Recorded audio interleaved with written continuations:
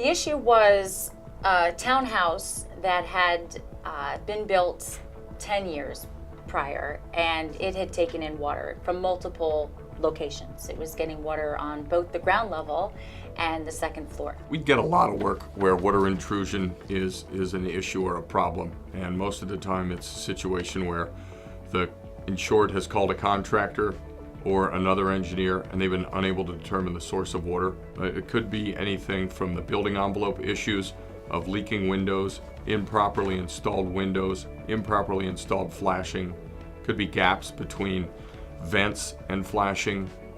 It could be lack of maintenance. They had some experts come out to survey the situation, but were unable to determine where the water was coming from. If you don't identify the actual source of the moisture and eliminate it from getting into the house, then you're going to have to deal with the same water intrusion issue and problems and remediation over and over again. They had small children in the house, and a significant amount of mold had accumulated over the year.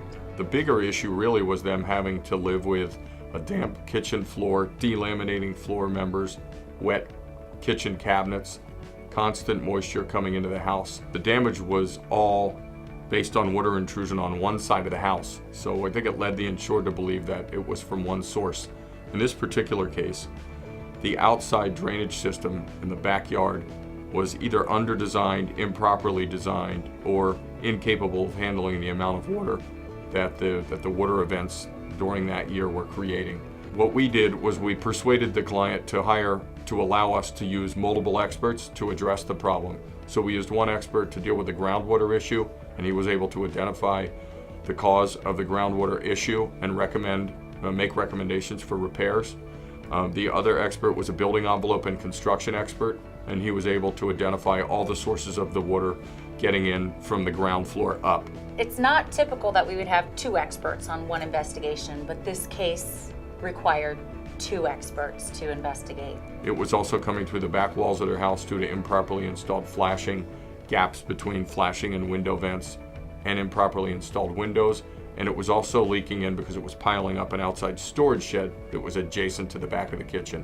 So really it looked like the kitchen was the epicenter, but the water was coming from 3 or 4 different sources into the kitchen, which were the damage of improperly installed flashing, lack of maintenance, the gaps between the flashing and the vents, where rainwater was just coming in and then leaking down into the walls. We provided them with a scope to repair the faulty construction, which stopped the water intrusion on the second floor.